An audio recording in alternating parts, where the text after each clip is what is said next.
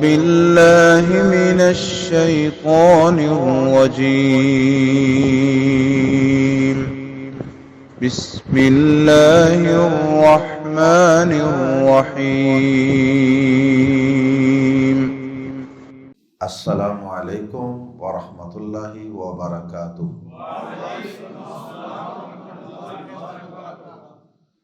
سورہ یونس آیت نمبر 21 سے 23۔ ان الحمد للہ والصلاة والسلام علی رسول اللہ اما بعد۔ اعوذ باللہ السمیع العلیم من الشیطان الرجیم من ہمزہ ونفخہ ونفثہ۔ وَإِذَا أَذَقْنَا النَّاسَ رَحْمَةً مِّن بَعْدِ ضَرَّاءَ مَسَّتْهُمْ إِذَا لَهُم مَّكْرٌ فِي آيَاتِنَا قُلِ اللَّهُ أَسْرَعُ مَكْرًا إِنَّ رُسُلَنَا يَكْتُبُونَ مَا تَمْكُرُونَ۔ هُوَ الَّذِي يُسَيِّرُكُمْ فِي الْبَرِّ وَالْبَحْرِ حَتَّى إِذَا كُنتُمْ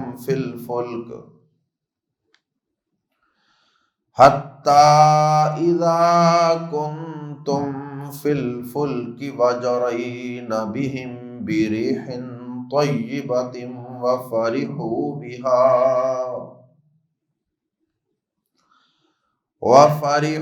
بِهَا جَاءَتْهَا رِيحٌ عَاصِفٌ وَجَاءَهُمُ الْمَوْجُ مِنْ كُلِّ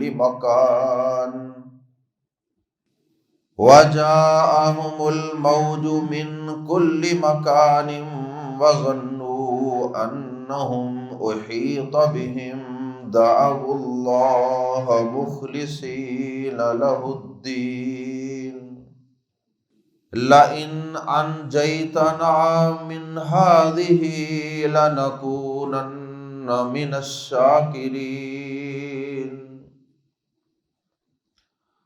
فَلَمَّا أَنْجَاهُمْ إِذَا هُمْ يَبْغُونَ فِي الْأَرْضِ بِغَيْرِ الْحَقِّ يَا أَيُّهَا النَّاسُ إِنَّمَا بَغْيُكُمْ عَلَىٰ أَنفُسِكُمْ مَتَاعَ الْحَيَاةِ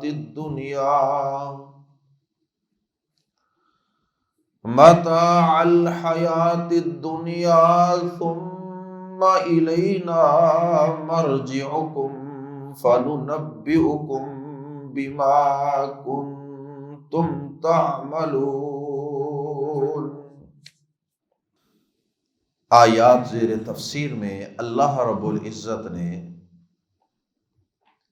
انسان کی اور انسانوں کی اکثریت کا ایک طرز عمل بیان کیا ہے، اور وہ طرز عمل یہ ہے کہ جب اللہ رب العزت انسان کو کسی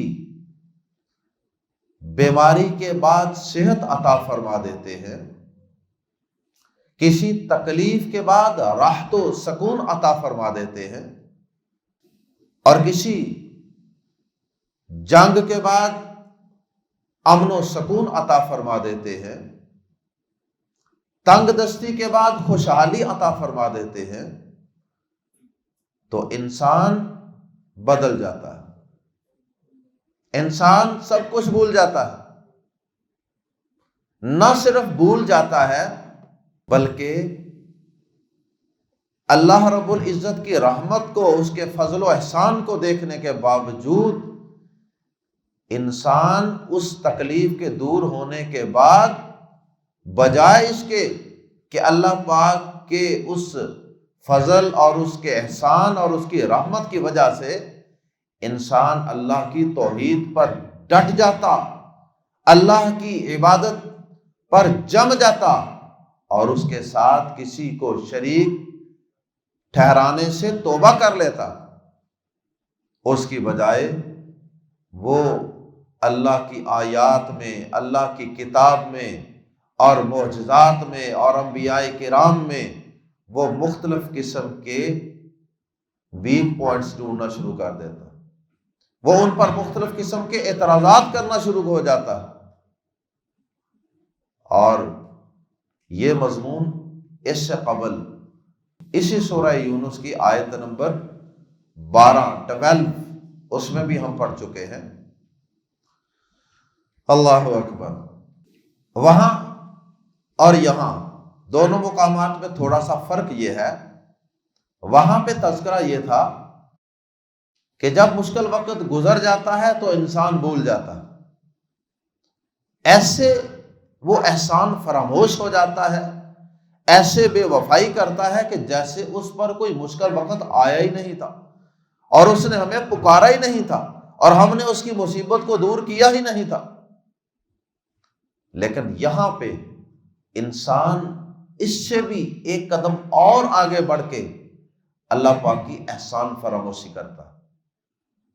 وہ اس طرح کہ ایک تو یہ تھا کہ اللہ پاک کے اس احسان اور فضل کے بعد، اس تکلیف اور پریشانی کے دور ہو جانے کے بعد ہونا تو یہ چاہیے تھا کہ اللہ کے قریب ہو جاتا، تو یہ الٹا اللہ پاک سے شکوے کرنے لگ جاتا ہے، اللہ پاک کی نشانیوں میں، معجزات میں، پیغمبروں کی تعلیمات میں کیڑے نکالنا شروع کر دیتا ہے۔ اللہ اکبر۔ اور اس کی چند مثالیں بات کو سمجھنے کے لیے عرض کیے دیتا ہوں۔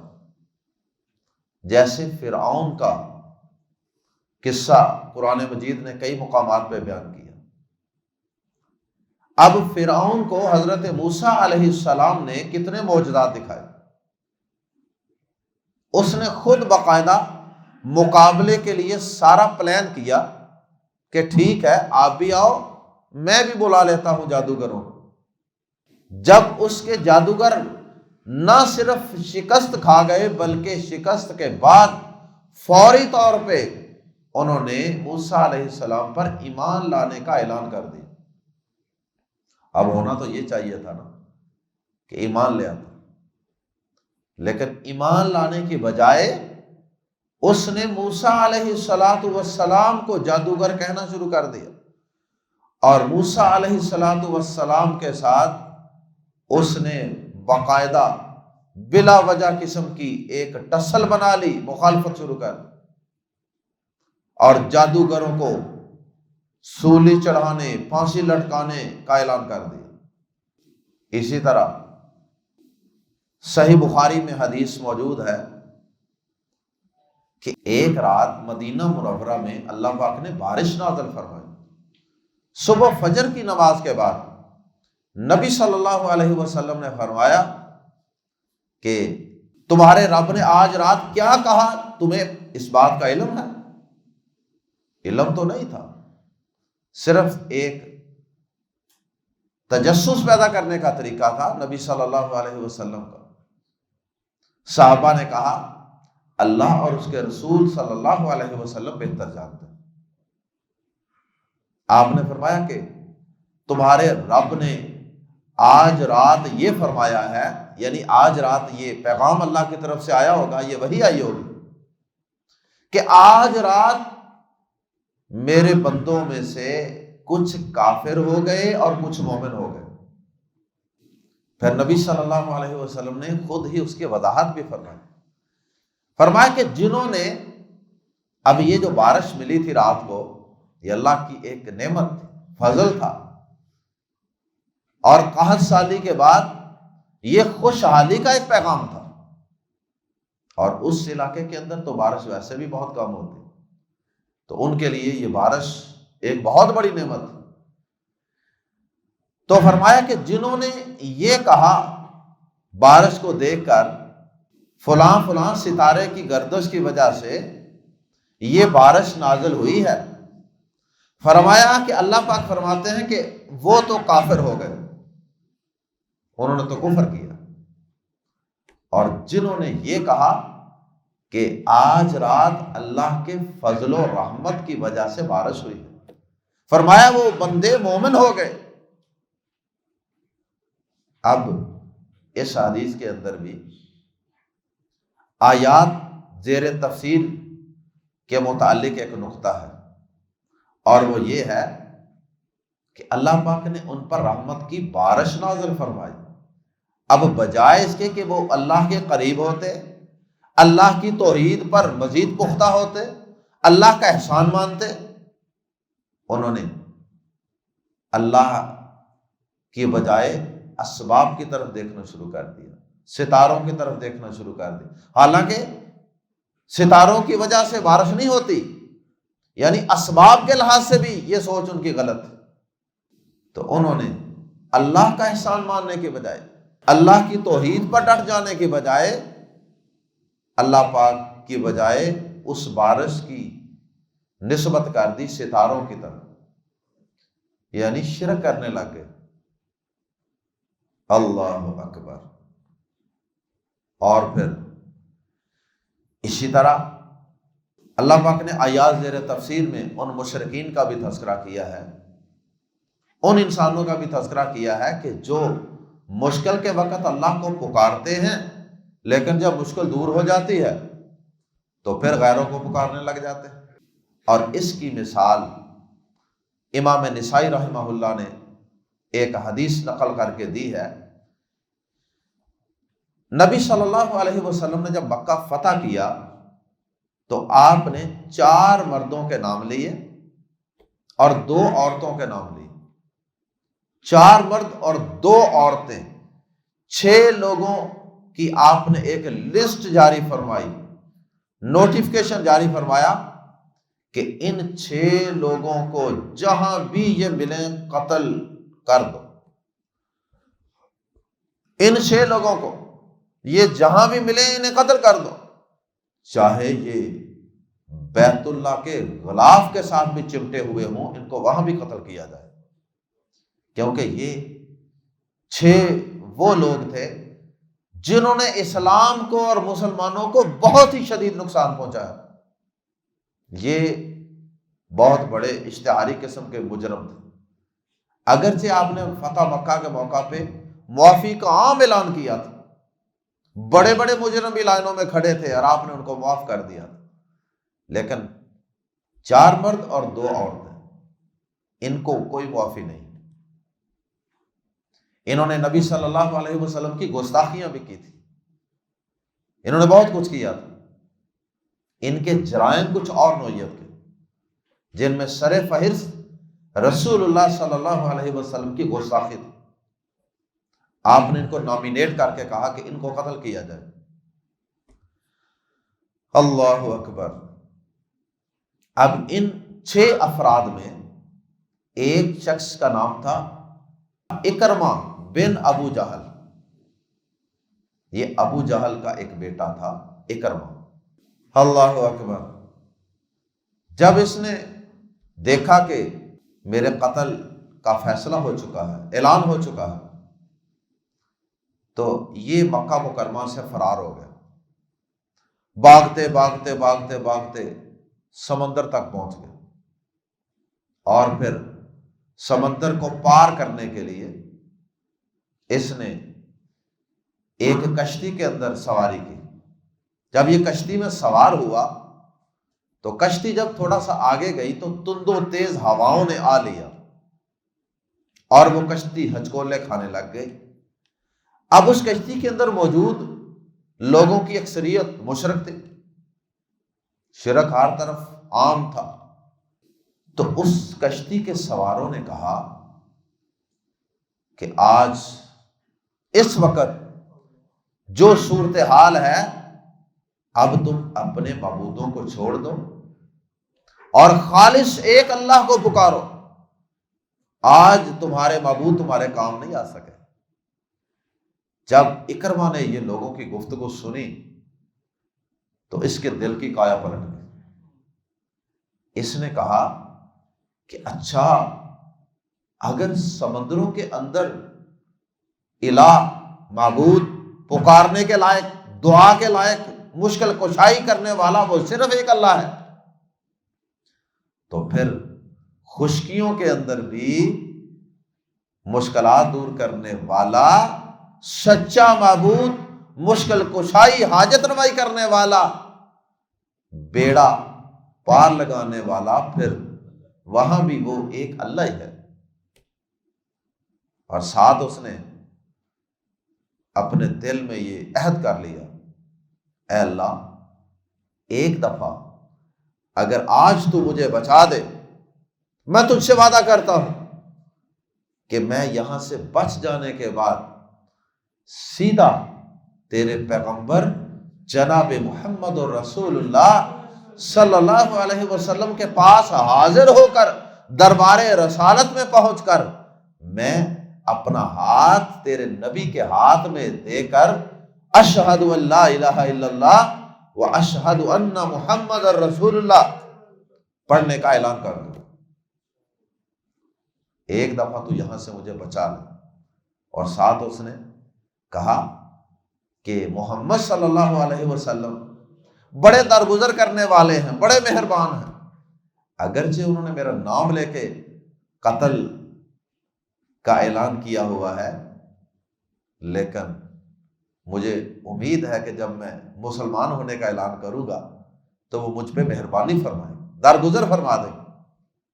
اور پھر ایسا ہی ہوا، اللہ پاک نے اس سمندر میں ڈوبنے سے بچا لیا اور پھر وہاں سے بچ کر نکلنے میں کامیاب ہوا اور مدینہ منورہ میں آ کر دربار رسالت میں حاضری دی اور کلمہ طیبہ پڑھ کر مسلمان ہو گئے۔ اللہ اکبر۔ یہ حدیث ان مشرکوں کی حالت کو بڑا واضح کرتی ہے کہ واقعی وہ جب پھنس جاتے تھے تو ایک اللہ کو پکارتے تھے، اور اس وقت ان کے دل گواہی دیتے تھے کہ اللہ کے علاوہ کوئی بیڑا پار لگانے والا نہیں ہے۔ اللہ اکبر۔ لیکن بدقسمتی سے ہم مسلمانوں کی یا ہم میں سے بعض لوگوں کی حالت ان مکہ کے مشرکوں سے بھی بدتر ہو چکی۔ وہ تو جب دریا میں، سمندر میں کشتی ہچکولے کھاتی تھی تو کہتے تھے کہ اب ہمارے معبود کام نہیں آئیں گے، اب ایک سچا معبود اللہ ہی کام آئے گا۔ لیکن ہمارے مسلمان یہ پانی کے اندر، دریا کے اندر، کشتی کے اندر بھی پھنسے ہوئے ہوں تو یہ وہاں پر بھی غیر اللہ کو پکارتے ہیں۔ یہ کبھی کسی کا نام، کبھی کسی کو مدد کے لیے، یا فلاں مدد، یا فلاں کشتی کو پار لگا دے۔ اور باقاعدہ کتابوں کے اندر ایسے بہت سے واقعات لکھے ہوئے کہ کشتی میں جا رہے تھے، ڈوبنے لگے تھے، فلاں کو پکارا تو اس نے کشتی کو پار لگا دیا۔ اور باقاعدہ میں نے تو اپنی آنکھوں سے پوسٹر بھی دیکھے ہوئے ہیں جس کے اندر باقاعدہ ایک بزرگوں کی تصویر بنی ہے اور ساتھ ایک کشتی بنی ہوئی ہے اور ساتھ اوپر لکھا ہوا ہے لے فلانے دا ناں تے ڈوبی ہوئی تر جائیں۔ یہ باقاعدہ لکھا ہوا، انا للہ و انا الیہ راجعون۔ اللہ ہی ایسے مسلمانوں کو ہدایت عطا فرمائے، ورنہ یہ شرک کی صورتحال بہت خطرناک۔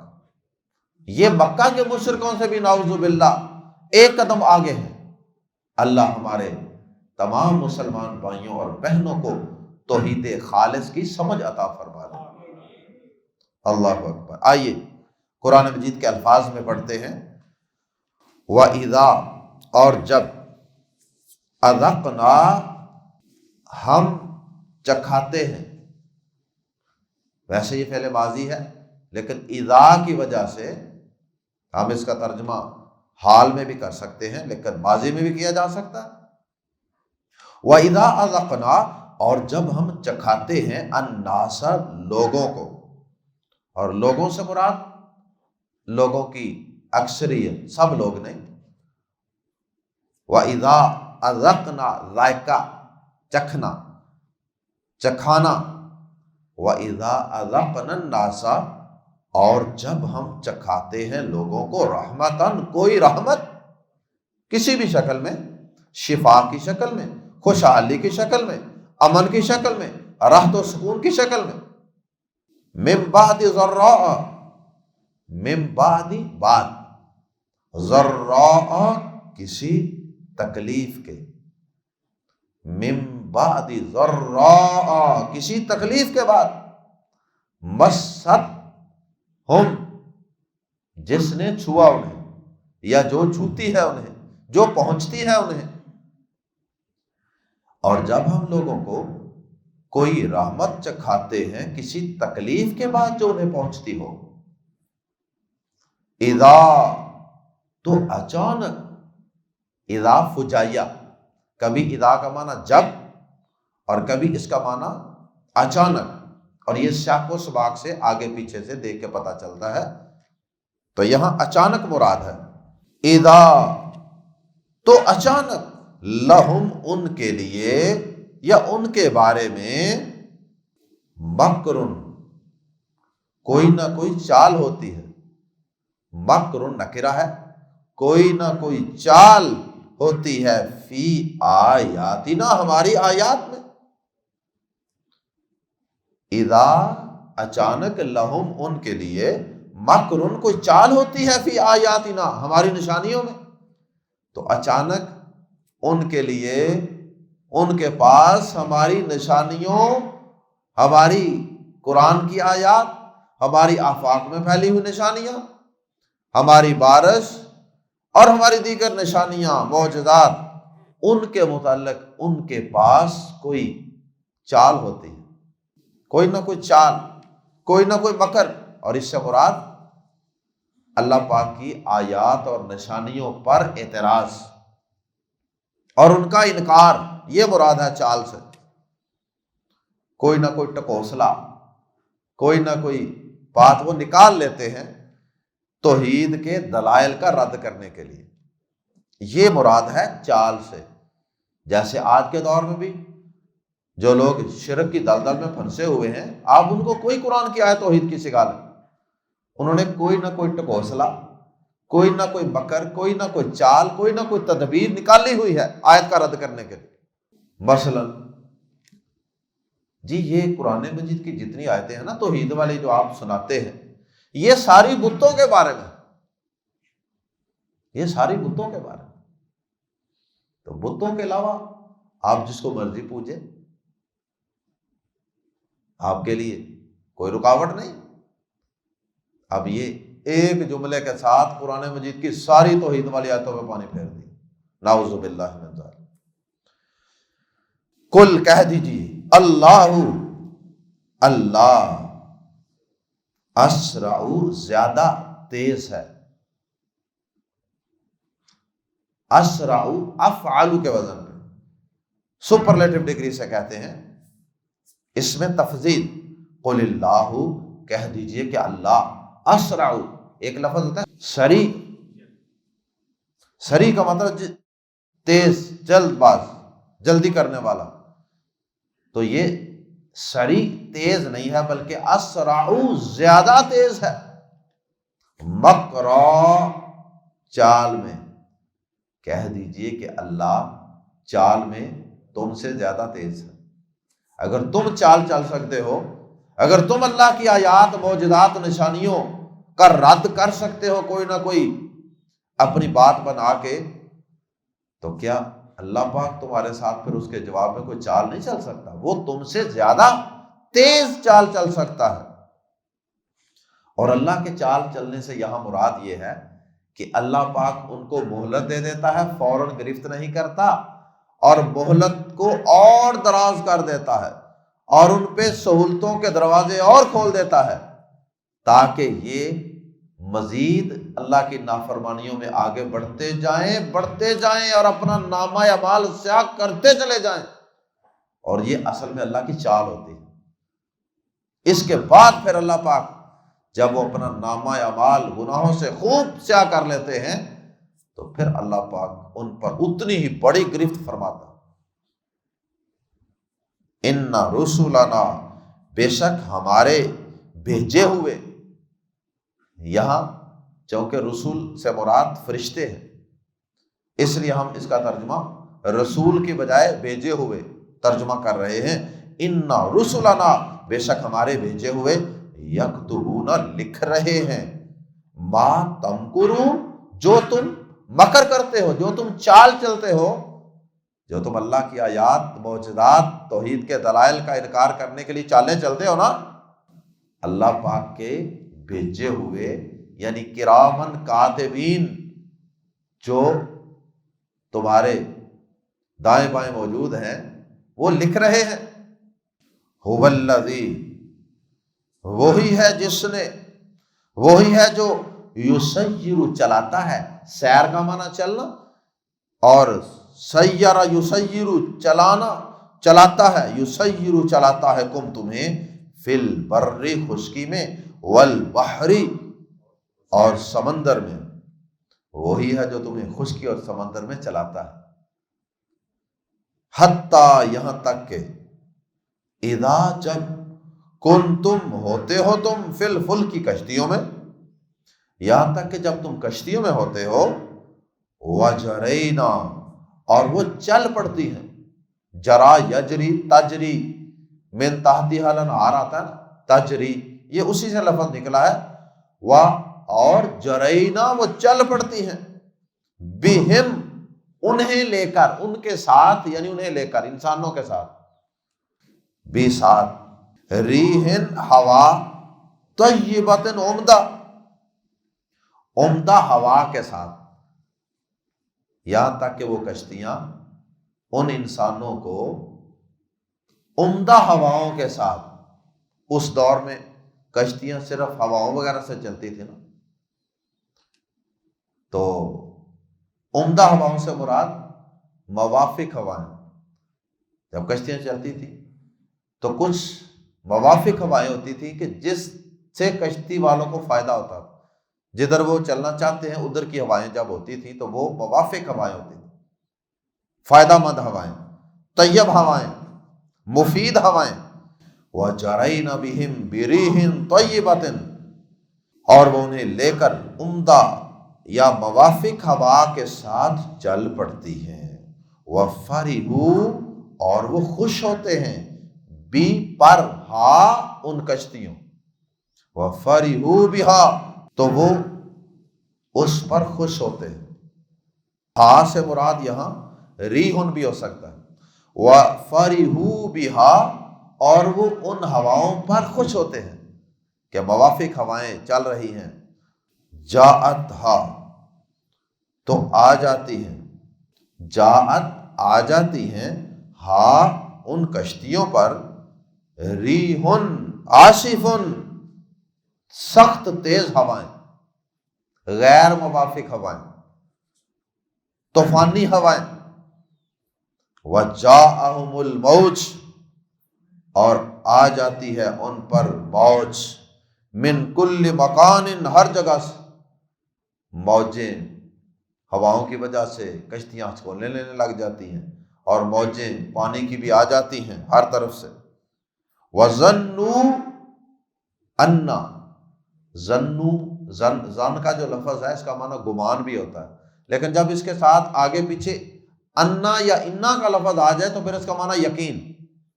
وَظَنُّوا أَنَّهُمْ اور انہوں نے یقین کر لیا اور وہ یقین کر لیتے ہیں کہ بے شک وہ احیطا گھیر لیے گئے ہیں بہم ان کو، اور وہ یہ یقین کر لیتے ہیں کہ وہ گھیر لیے گئے. یقین ہو گیا اب گھیر لیے گئے ہیں طوفانوں سے، ہواؤں سے، موجوں سے، اب مارے گئے، اب ڈوبنے لگے. دعوا اللہ وہ پکارتے ہیں اللہ کو مخلصین اس حال میں کہ وہ خالص کرنے والے ہوتے ہیں لہو اس کے لیے الدین دین کو. اور دین سے مراد یہاں عبادت ہے، دین کا لفظ عبادت کے لیے بھی استعمال ہوتا.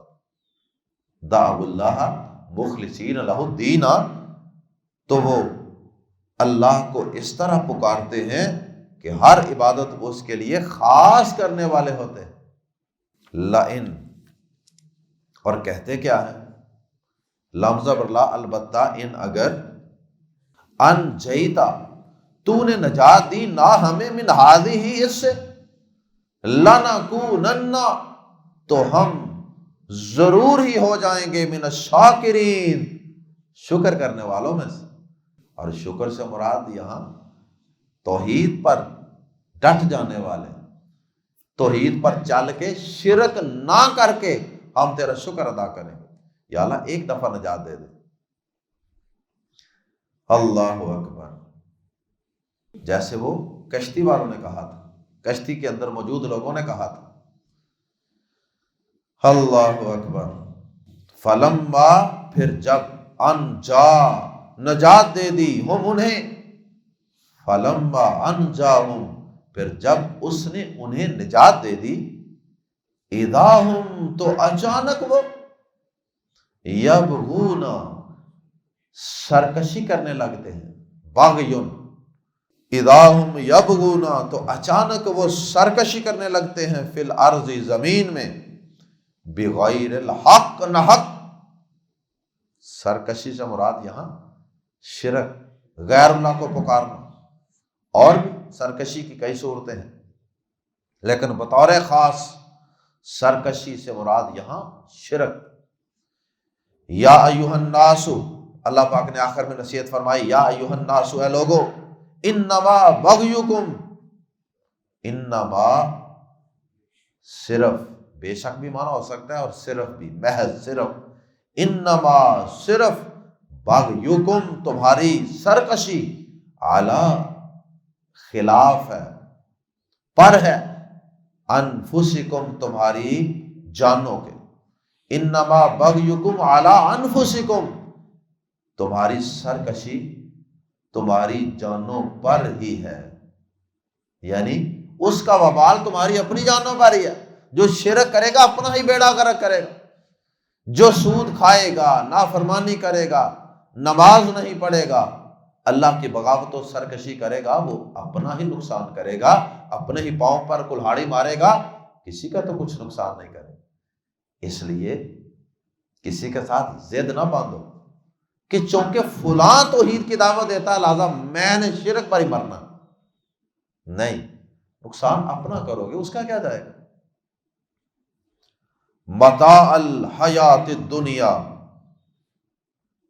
دنیا کی زندگی کے فائدے کے لیے. یعنی یہ دنیا کی زندگی یہ چند روزہ ہے، اس کے فائدوں کے اندر مبتلا ہو کر تم اللہ کی ناشکری نہ کرو، اللہ کی توحید کو پس پشت نہ پھینکو. یہ عارضی چند روز کی زندگی ہے. یہاں تو تم ضدیں لگا لو گے، ٹسلیں بنا لو گے، یہاں تو تم توحید کے دلائل کو ایک جملے کے ساتھ ہی تم ان توحید کے دلائل کو پس پشت پھینک لو گے. لیکن یاد رکھو یہ دنیا کی زندگی کے فائدے، یہ مال و متاع، یہ عارضی ہے. ثم، پھر، الینا، ہماری ہی طرف، مرجعکم، تمہارا لوٹ کر آنا ہے. فا، پھر، ننبئ، ہم بتائیں گے کم تمہیں، بازر بھی کے متعلق، ما، جو کنتم، تھے تم، تعملون، کیا کرتے. تو پھر اللہ کے پاس تو جانا ہے نا. اگر شرک پہ ڈٹے رہو گے اور اللہ کے علاوہ غیروں کو پکارتے رہو گے تو پھر یاد رکھنا کسی کا تو کچھ نہیں جائے گا، اور اللہ کے ہاں تمہیں خود پیش ہونا پڑے گا، اور پھر وہ تمہیں تمہارے اعمال کے متعلق بتائے گا، خبردار کرے گا، اور خبردار کرنے کے بعد صرف تمہیں چھوڑ نہیں دے گا، پھر وہ بتانا اس کا اور طرح کا ہوگا، پھر وہ بتانا جنت اور جہنم کی شکل میں ہوگا. اللہ ہم سب کو زندہ رکھے اسی توحید پر، خشکی ہو یا سمندر، مشکل وقت ہو یا آسانی والا، تنگ دستی ہو یا خوشحالی، بیماری ہو یا صحت کی حالت، ہر حالت میں اللہ پاک ہمیں اس بات کی توفیق دے کہ ہم صرف اور صرف اس معبود برحق ہی کو پکاریں، مشکل کشائی، حاجت روائی کے لیے وآخر دعوانا ان الحمد للہ رب العالمین سبحانک اللہم وبحمدک اشہد ان لا الہ الا انت استغفرک واتوب الیک.